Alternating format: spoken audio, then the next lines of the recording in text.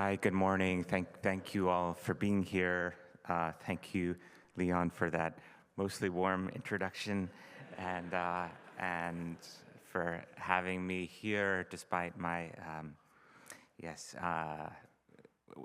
previous chapter as a critic. I've actually always been someone who thinks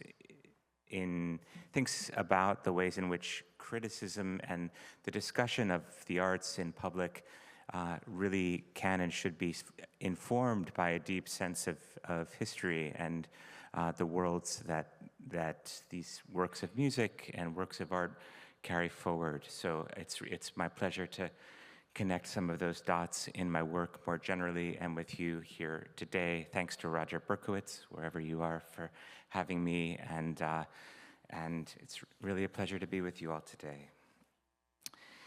As you heard, I'm here to offer a perspective on music's connection to the theme of the conference, Joy in Dark Times.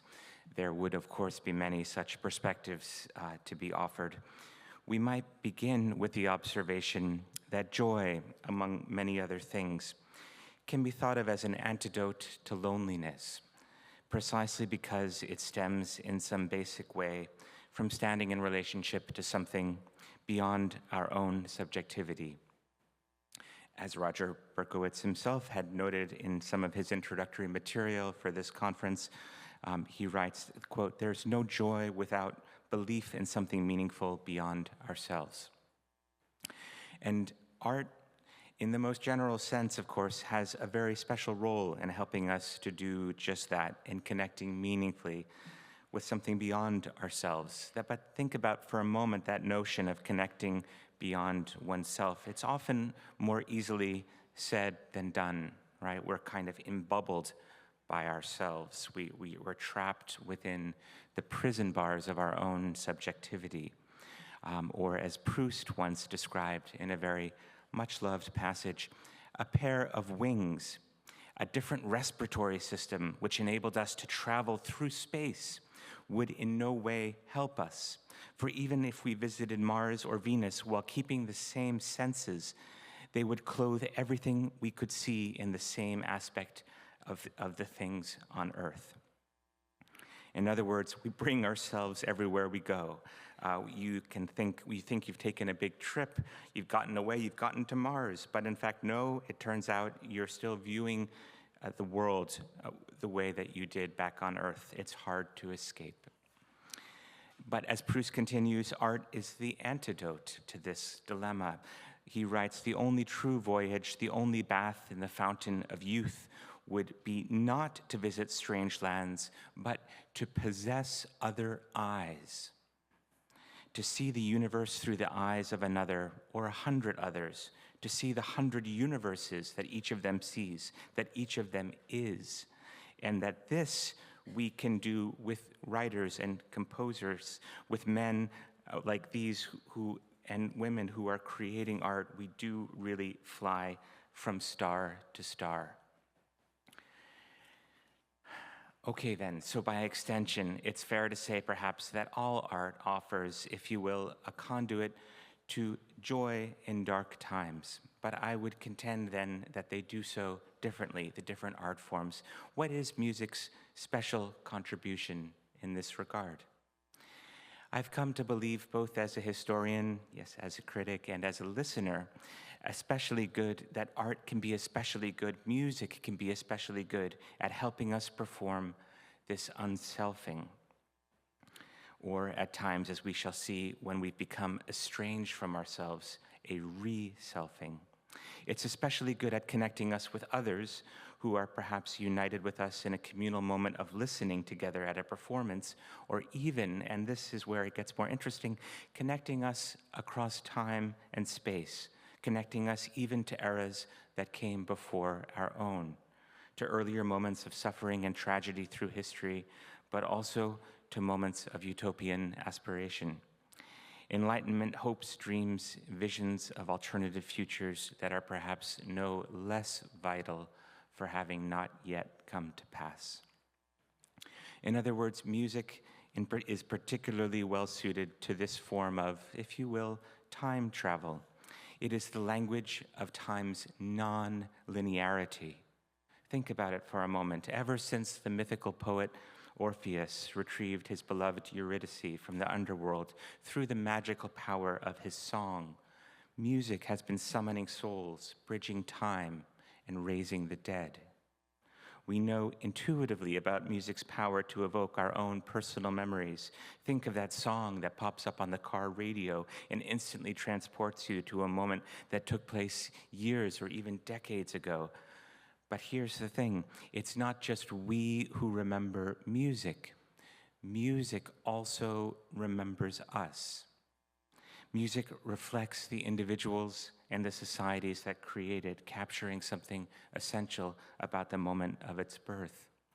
When a composer, say in 1825, distills worlds of thought, fantasy, and emotion into a series of notes on a page, and then we hear those same notes realized in a performance more than 2 centuries later, we are hearing the past literally speaking in the present. In this sense, music can fleetingly reorder the past, bring closer that which is distant, and confound the one-way linearity of time. In these very ways, music actually, if you think about it, shares a profound affinity with memory itself. For memory, by definition, also challenges the pastness of the past and the objective distance of history. Memory also reorders time and flouts the forward march of the years. An event seared in memory from decades ago can haunt the mind with a power far greater than events that took place only yesterday. Over the course of recently researching and writing the book that Leon mentioned about music, war, and memory called Time's Echo, I spent many years looking into not only individual memory, but also collective memory of a particular set of dark times, the era of totalitarianism that Arendt lived through. This was the era of the Second World War and the Holocaust, which was an earthquake, to quote a famous description, that shattered all the instruments designed to record it. A rupture, in another famous description, it was a rupture in the layer of solidarity among all who wear a human face. To paraphrase Brecht, however, even in these dark times, there were still moments of singing. In the remainder of my time with you today, I'd like to share the stories of 3 micro moments of musical joy in dark times, each of which flashes up to illuminate a different aspect of this question. If we constellate these moments, perhaps they may frame some kind of larger perspective on the subject at hand, perhaps even some kind of typology of joy. And the nice thing is, because we are speaking about musical joy, I will be able, I hope, if the system works, to play you little snippets of each of the works as they come. The first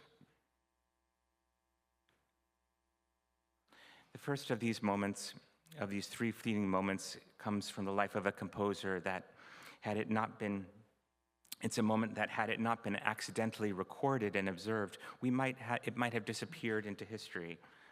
And it's a moment that frames joy in its relationship to our individual identities.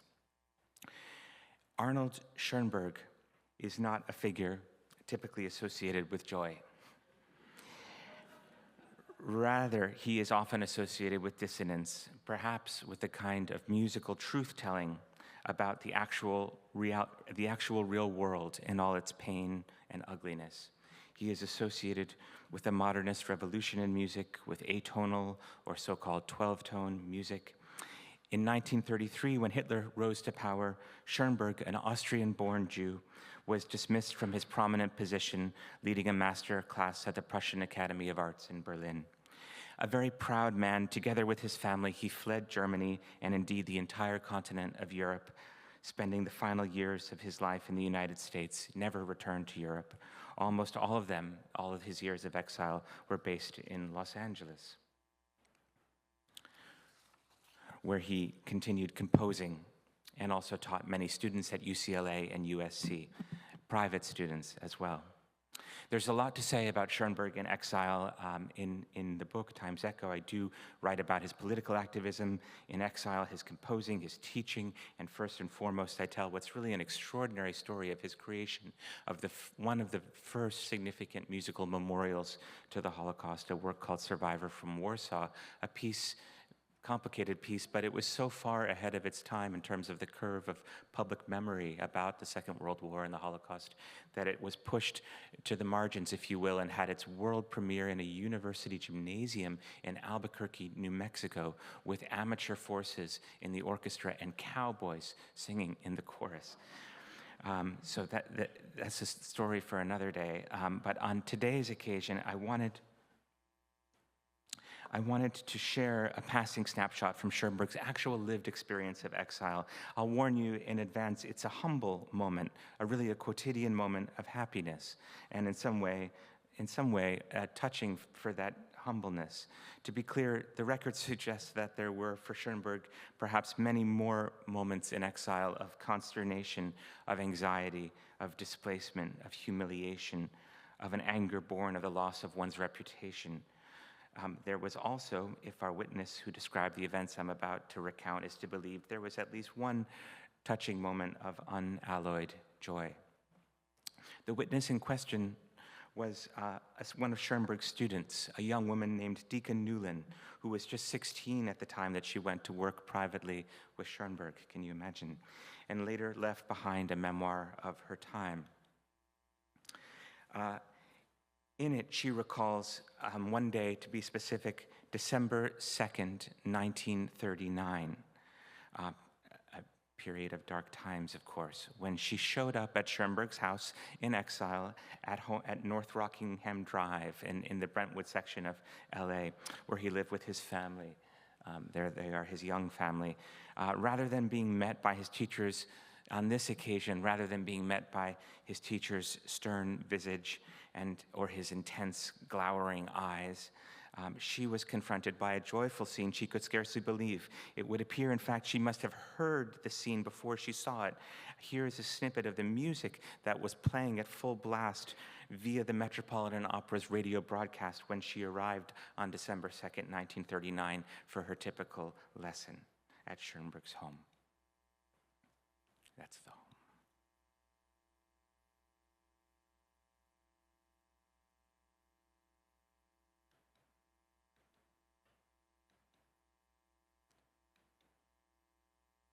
Sorry, we're not going here. Let's see. Are we able to play that track?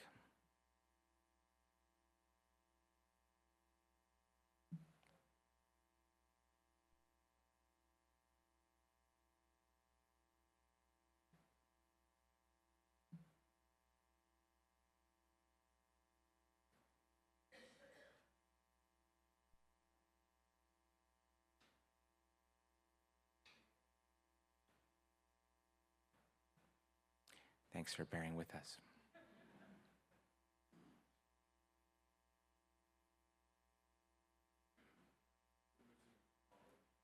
No, just the audio isn't playing. Okay, well, imagine a majestic orchestral interlude of an opera followed by a really exuberant choral scene.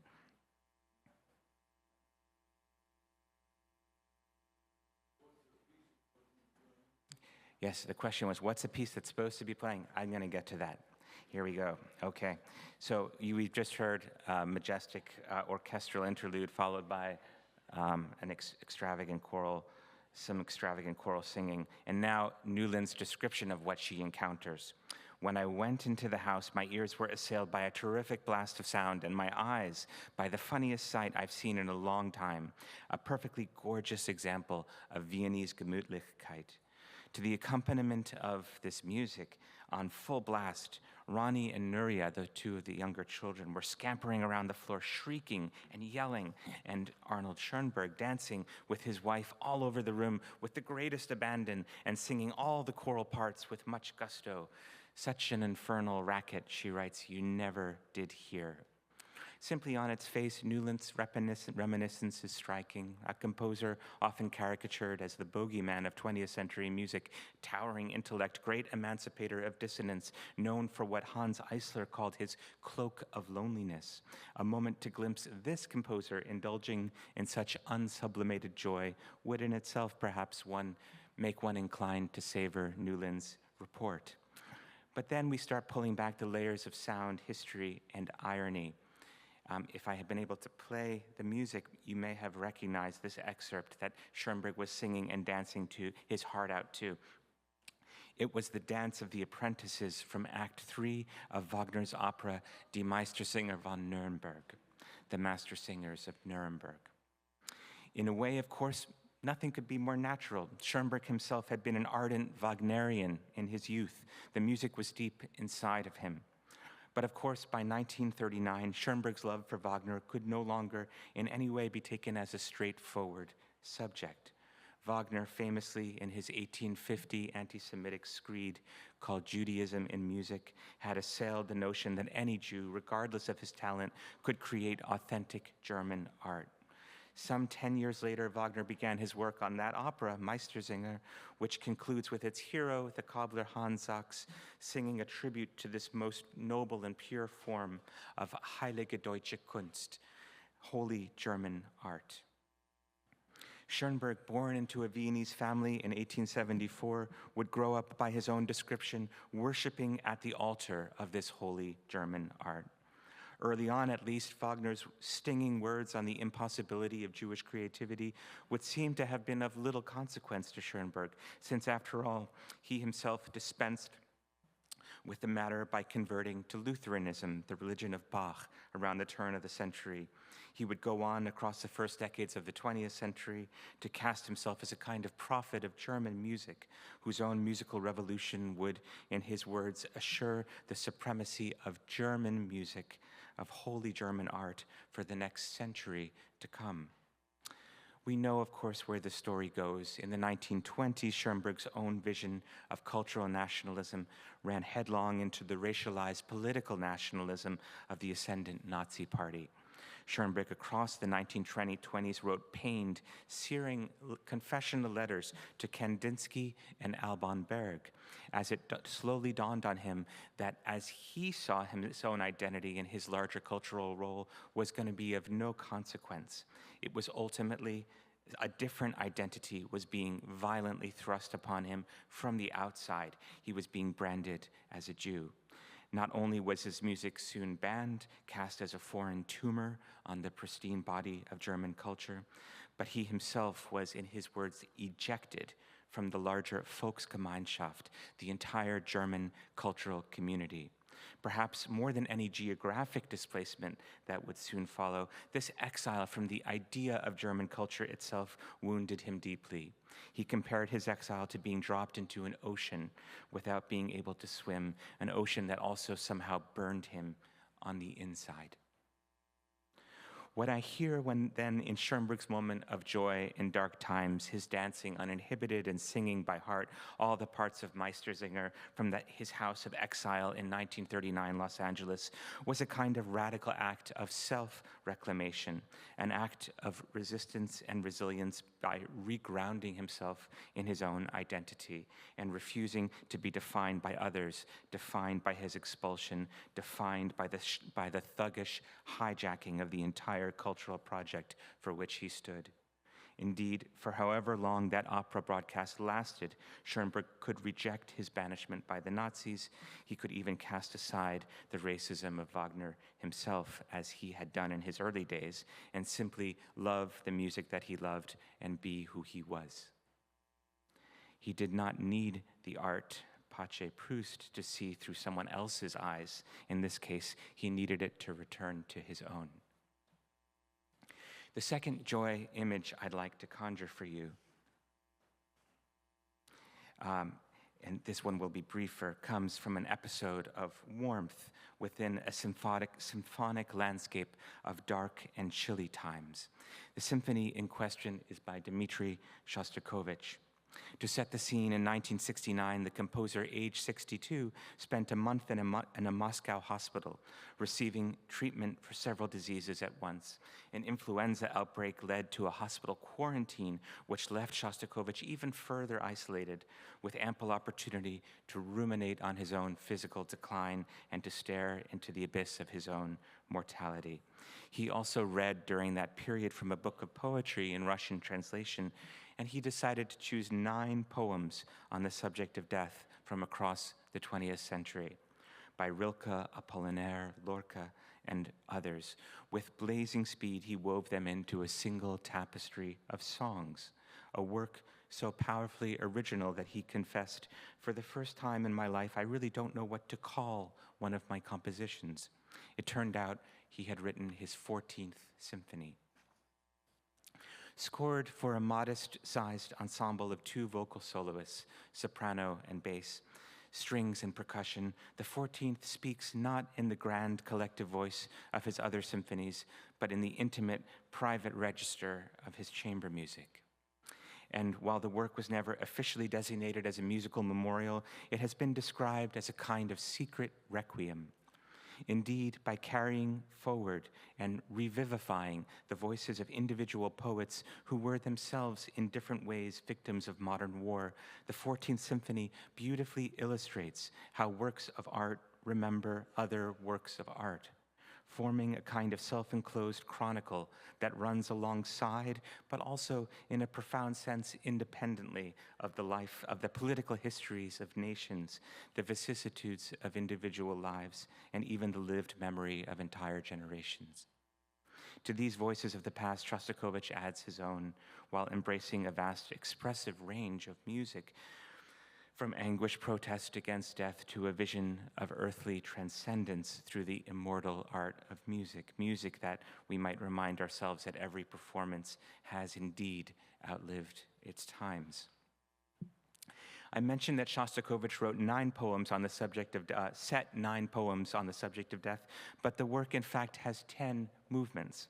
There is one additional poem in the symphony, and this one describes another particular variety of joy. It's the movement O Delvig Delvig, with a text by the Russian Decembrist poet Wilhelm Küchelbecker, a contemporary of Pushkin's, who addressed his heartfelt verse to his own contemporary Anton Delvig, a poet and friend from his youth in St. Petersburg. Through Küchelbecker's poem, Shostakovich honors that rare alliance forged between kindred-spirited friends and artists, a bond of friendship that rises above the petty schemes of powerful, in the quote text of the verse, villains and fools, a union that remains equally strong in happiness and in sorrow. Shostakovich's music in this movement glows from the opening bars with a kind of inner nobility, burning away the work's deathly chill, as violas and cellos sing out with a kind of unchecked warmth and lyricism. The solo bass enters, lofting the text in dignified, broad, arching phrases. I hope we can hear from in a second a little bit of that work. But by now you may be wondering, who was Shostakovich writing this music for? Which friendship was he holding up? On this, there can be no doubt. He officially dedicated the symphony, the entire 14th Symphony, to Benjamin Britten, with whom he enjoyed a deep and moving friendship, even though they shared no common language other than music. What connected them then? What was the source of their elective affinities? We might observe that each occupied the epicenter of their respective national musical establishments. Britten as a composer in the UK, Shostakovich in the Soviet Union, and yet in some essential way, both of them perpetually saw themselves as outsiders. Britten because of his homosexuality and his pacifism, Shostakovich because of the inner sensitivities he bore, his impulse to write music of existential honesty in a society built on a thin tissue of lies. This translated into a great loneliness at the core of each man's art. Perhaps it was precisely for these reasons that simply having each other as listeners, however distant, came to mean something immensely important to each of them. "I am glad that you are alive on this earth," wrote Shostakovich to Britten with touching simplicity. And later he wrote, "Your music, Britain's music, is the most important phenomenon of the 20th century. It is necessary for humanity and certainly for me." Indeed, to dip into their correspondence is to glimpse an artistic friendship unique in 20th century music. Unless the identity of Shostakovich's Delvig remain in any way uncertain, the composer in 1972 sent Britten a gift, this portrait of Anton Delvig.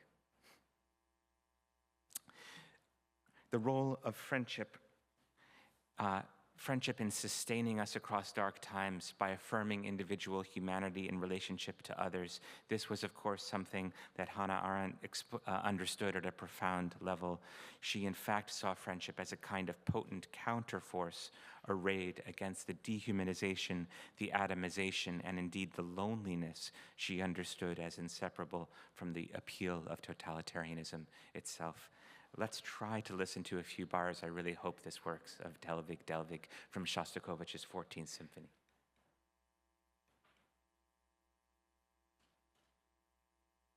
No music. Do you want to switch to my... How are we doing on time? Maybe we'll push through without the music. We'd have to switch laptops, apparently. It's the Delvig movement of the 14th Symphony, easily searchable online. I hope you can spend a few minutes and enjoy. That's the text of it. It's sort of this very warm moment of the joy of friendship within a hauntingly dark symphony. Turning to my third and final moment of connection in dark times, we have a moment of unselfing. We've had a moment of unselfing through self-reclamation, through inner directedness and refusal to grant another the power to define us. We've had this moment of celebrating through artistic friendship. For the last of the three, I'd like to offer just a few moments on the original kind of document of 19th century musical joy. Leon and I did not coordinate our comments, but I was going to share just a few reflections on Beethoven's Ninth Symphony, and in particular its final movement, the Ode to Joy. How are we supposed to listen to this work today? As President Botstein mentioned, it's of course it's intended to lift us up with its untrammeled idealism, its 19th century vision of a future world in which alle Menschen werden Brüder, all human beings will be like siblings. But when it comes to accessing this ode to joy, there are so many barriers today, if not least of which is its incredible overexposure. It's played on so many times, every single occasion. It can make it hard to hear its message. But perhaps even more difficult for some of us to get our minds around is the fact that its sincere utopian fervor has been co-opted by the likes of Stalin and Goebbels, placed at the service of all manner of evil regimes. To ask the question differently, can Beethoven's Ninth sound the same before and after Auschwitz? Certainly, it cannot mean the same thing. Some very thoughtful minds have taken on that question, and even at least one fictional character. In Thomas Mann's Dr. Faustus, the composer Adrian Levenkern wanted to actually rescind the Ninth Symphony, to take it back, because its quaint 19th century vision of ethical possibility had been so profoundly shipwrecked by history. Or to put it more simply, the vision was false, Levenkern argued. He would replace the Ode to Joy with an Ode to Sorrow. Or as Adorno once put it in a slightly different context, dissonance is the truth about harmony. Perhaps that is one possible response to how we hear the Ninth. Let's not hear it, let's revoke the whole thing. In my opinion, however, all else being equal, we still on occasion do need our odes to joy, yet the key is in how we approach it. Perhaps what the poet and survivor Paul Celan wrote about a poem also holds true for a work of music. music still travels through time and through history to reach us, through it and not above it or beyond it, in Celan's words. And a work of art cannot make that trip unscathed. To hear the Ninth Symphony without hearing the scars inflicted on it by the intervening centuries is to turn its sincere idealism into a kind of feel-good freedom kitsch. The point is not to negate, like Leverkusen, or take back this idealism, but to remember how far it has come to reach us today. The thousand darknesses, again Celan's phrase, through which it has traveled. This memory can then be pointed toward the present and toward the future, toward action in the present. The future will not judge us for forgetting, the scholar and critic Andreas Hussin wrote, but for remembering all too well and still not acting in accordance with these memories. Approaching older works like the Ninth in this way, I believe, restores its capacity to deliver perhaps something of its original ethical charge. The sheer number of people required to realize a successful performance and the size of most audiences whenever the work is performed forces us to contemplate not the individual aspects of joy or the fraternal ones, but the communal dimensions of musical exhilaration. And perhaps we may still hear in this almost impossibly joyful music something somehow resonating through the rubble of history, the still glowing embers of possibility, the buried visions of alternative futures. I hope these three moments, in the ways I've tried to frame them, can help in some small way recognize that in music, which Rilke called the language where languages end, that music is one of our most ancient technologies of individual resilience, empathy, solidarity, and communal connection. Brecht famously asked in a poem of 1939, "In the dark times, will there also be singing?" Yes, the poem continues, there will also be singing about the dark times. And, we might add, there will be singing about the memory of more hopeful ones, powerful enough to illuminate the present. Thank you.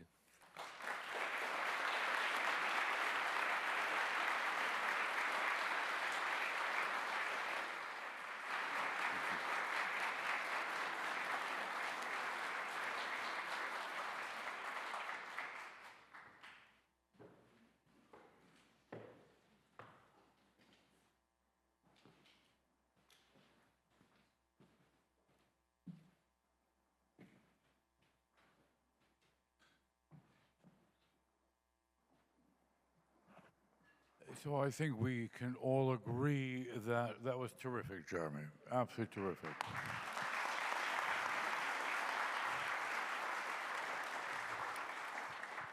And as always, beautifully written and beautifully delivered. So the floor is open. I'll act as a moderator. There are microphones. And while we're waiting for someone to ask a question, is there anything you wish you had said that you didn't?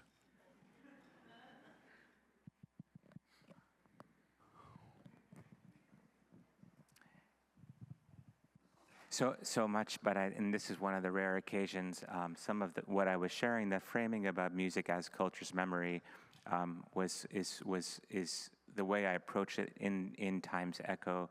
So this is one of those occasions you often come off of a talk thinking, wow, there's so much more to say. One could write a whole book on that subject.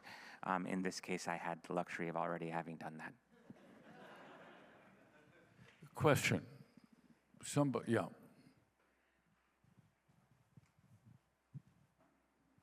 I wonder if you, can you hear me? Yeah, okay, sorry. If you'd like to speak to the difference between appreciating music, listening to music, being in a community of listeners, with creating music, whether playing somebody else's music, creating your own. I was interested if you looked into that at all. So if I understood the question, you're asking about the difference between being a listener, a kind of, we think of it as a passive exercise versus actively participating. Yeah, I mean, I think I think that a lot of the engagement and the release of the different aspects of memory and meaning that music carries forward can happen, especially if we pursue a kind of deep, active engagement in listening, which I'll talk about in a second. But of course, all the more so if you can perform. It's interesting, the kind of embodiment of performance, actually being involved in the physical thing, can sometimes make it more difficult to also be listening as you're playing. I don't know, so the musicians in the room can maybe respond or reflect, think about that in their own experience. But of course, it is very profound and powerful experience for those of us who play instruments to, actually, with our own bodies, have that kind of visceral, physical contact,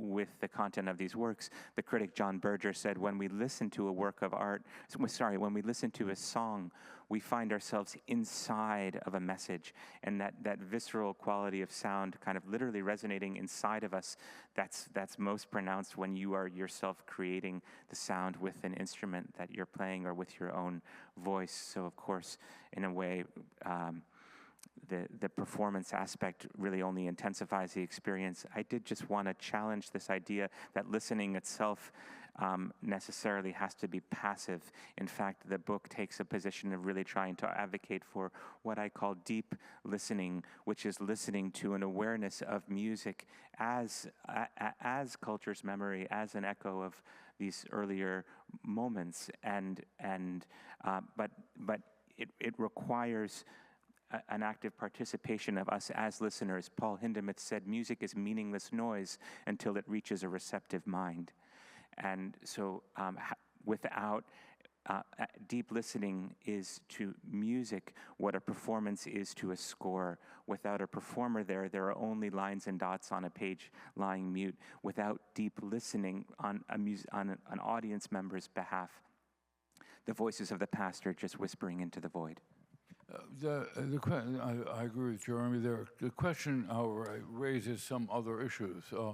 Following Jeremy, a performer is also, as they perform, listening.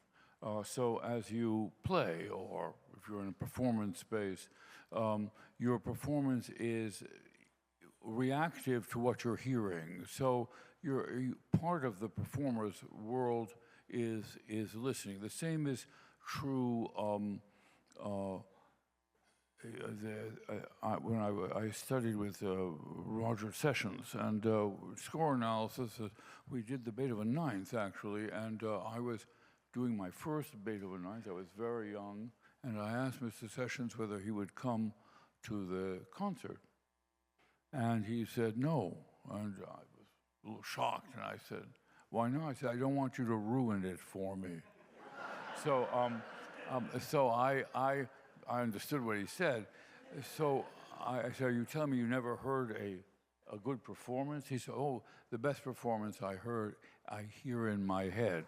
That's a little bit different from the meaningless dots. He created the sound in his mind, which is what musicians do when they play. But I want to make 2 points. One, listening is not a uniform phenomenon.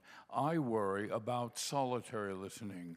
People with headphones, listening by themselves. Jeremy made a very good point having to do with one of the advantages of the Ninth Symphony is that you always have a big crowd. You create a community in real space, in acoustic space. And the music, most of the music that we deal with, wasn't written for electronic instruments, but written for acoustic instruments, and the sound. There is nothing as sensual and human as the sound of an instrument, whether it be a clarinet or a trumpet or cello or a violin, and as you amalgamate them, there is something totally overwhelming that cannot be gotten over a speaker. You can't record the Ninth Symphony. It's not recordable. No symphony is recordable. No opera is recordable. You can document it, but you can't. It's a different kind of listening. So what worries me in current society, but what Jeremy says about Hindemith is true. Those of us who are on the stage, really believe that music is meaningless unless it's completed by the listener. You follow me? Listening is not passive. Even if you listen and your mind wanders to the shopping you have to do tomorrow, all the errands, your mind detaches from the quotidian, from the clock on your wrist. And that is a real experience of both of joy and of liberation. So that's a form of listening. Daydreaming is a wonderful form of listening.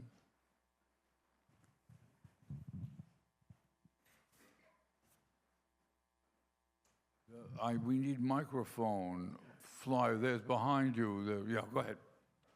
Sorry. In your remarks, you were kind of deprecating, at least I took it as deprecating towards the Ninth Symphony as something we can really enjoy today. And I'm wondering if you feel it doesn't have something resonant with us today, or that we can get beyond pure sentimentality or kitsch. And when you perform it or listen to it, can you still get joy from it, given its baggage? And if not, what music it can reliably bring you a sense of joy or peace or those kind of experiences? We're in the midst of rehearsing it, so it's a little bit on my mind. No, I think, much as I'm concerned about it, there's no way that the symphony doesn't break through simply because it is,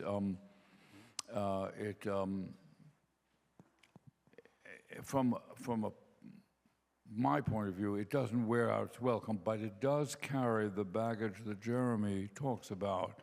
It reminds me of the gap, the irony, the hypocrisy of the expectations and the reality. I happen to come from a survivor family. I'm an immigrant. And the ironies or the other thing about it is that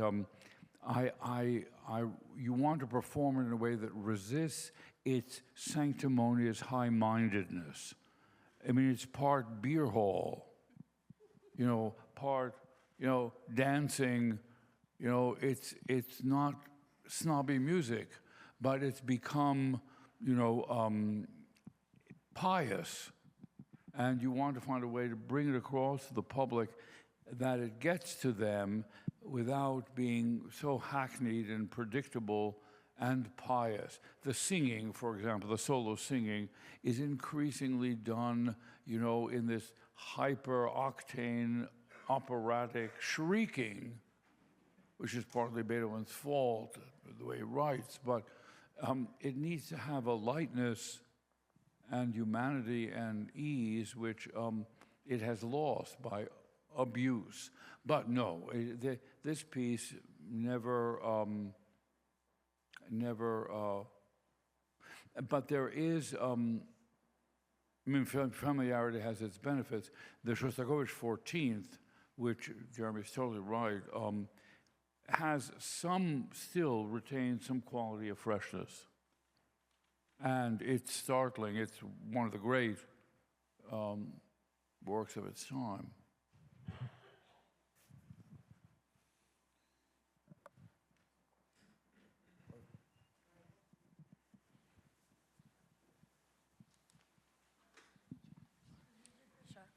Hi. I was just wondering what you think of, or how you reconcile new technologies that are able to reproduce that sense of human passion and authenticity, even if they are able to bring groups of people joy, and if people find meaningful connections with, EDM, does that still have that same level of connection and trans-historical significance?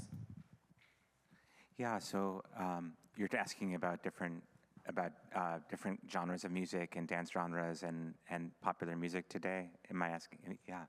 Yeah. I mean, so we could for sure have a whole other talk at a conference like this about that. I think you have a really good sense of what brings you joy in your own listening, in your own relationship to the arts, to music, and so. So I think there's 1,000% a place for all of those different nodes of connection. The music that I've been spending time over the course of my own journey thinking about has this kind of expanded temporality in it, because it was written oftentimes not in the moment or in this year per se, but in an earlier century. And so it's sort of how thinking about how that music can be a resource for memory, for ethics, and for joy was the orientation of my comments today.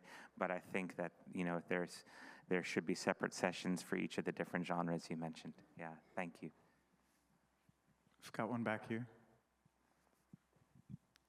Thank you very much for this extremely interesting talk. And I was wondering if you could speak to the looming presence of AI in the context that it cannot look away from the content that it's both generating and being fed, as we, in our human experience, have ethics, experience joy, and this looming presence can't look away from all of the content, including the music.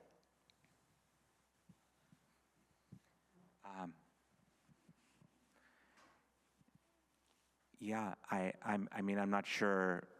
The question of AI is one I think that hangs over in some senses the whole conference, all of us, what we are doing here as humanists.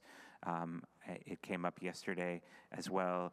I think of in a lot of ways the moments that I tried to lift up would not be possible, could not be AI generated, if you will, because they rely on human memory, human context, and a very specific human ability to curate meaning. I guess that's the register that it seems AI can create a verisimilitude of human depth and human feeling and human meaning, and it might be persuasive at that as the models get better and better. But I think there is always the necessity to remember that that's actually that they're just that, they're simulacra, that it's not the real thing.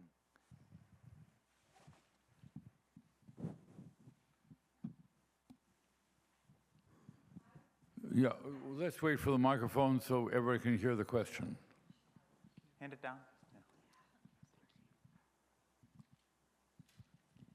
Hi, I was just wondering if there's any way that the technology could allow us to listen to that music. I heard something about another laptop switched. But if not, could you please repeat the names of all of the pieces that you wanted played? Sure, of course, yeah. In my presentation, we were supposed to be able to hear an excerpt of the Meistersinger.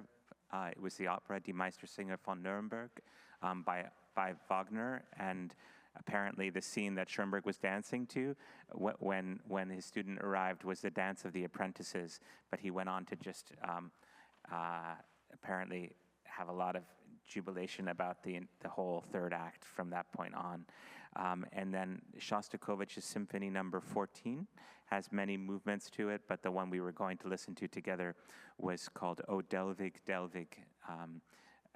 That's the poem that he sets as a gesture of friendship to Benjamin Britten. You can find all this on YouTube easily, and the Meistersinger is long, so you have to get, I would start with you can find somewhere in the middle of the third act. There may even be an excerpt on YouTube of it, those scenes. And the 14th is easy to find again. So one of the great advantages of technology is it's like having an art history book. You can get a reproduction of a painting, so you get oriented as to what it is. It isn't the painting, but get oriented.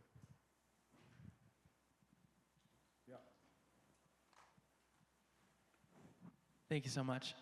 So I was really inspired by the way you guys spoke about kind of the cultural impact of pieces of music like Ode to Joy. and just like the broader kind of the inspirational qualities that a lot of classical music can have, and as well as music in general. I'm curious, do you think these kind of pieces of classical music that in our society's history kind of brought us together, created these like moments of cultural consciousness or cultural inspiration, like Ode to Joy, do you think these pieces of music can still have the same effects in the culture we have today when, like, thanks to social media and stuff like that, our kind of the monoculture has almost been shattered and there's a lot of like disparate silos of our society? Sorry, I could have worded that better, but that's the gist of what I'm getting at.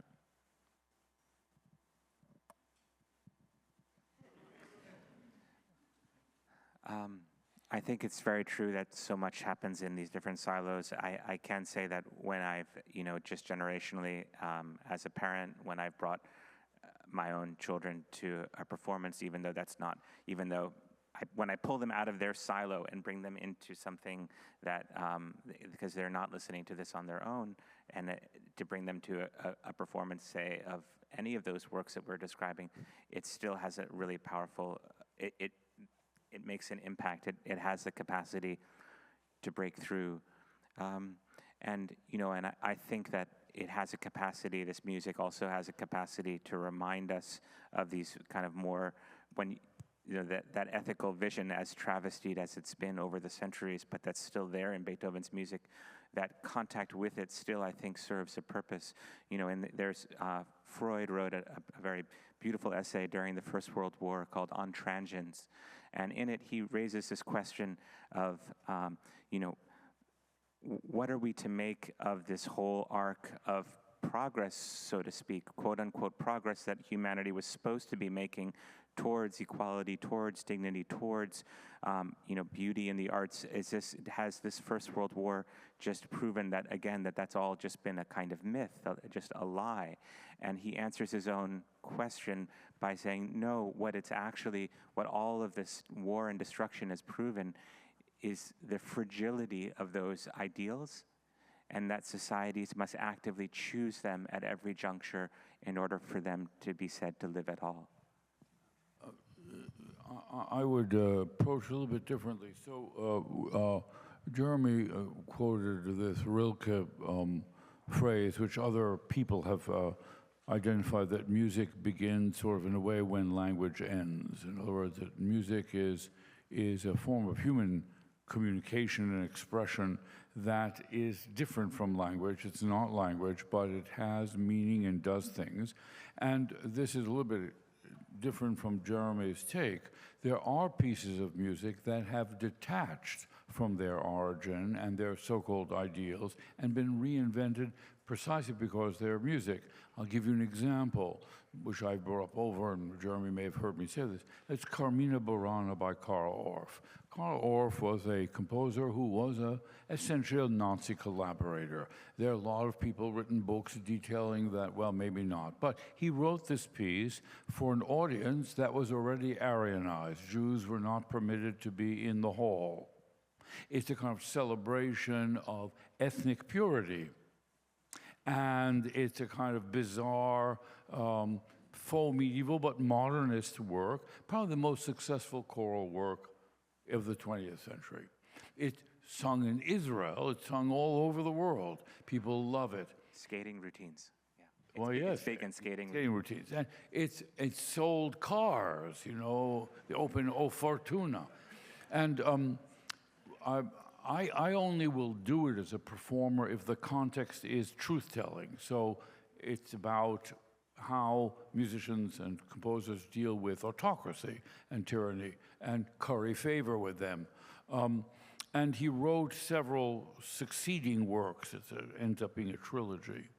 But what's interesting is that it has escaped. I used to be very critical of the performances of it, and I realized that music has that wonderful reinventable quality where its origins, when music was used, for example, to illustrate comics in Hollywood.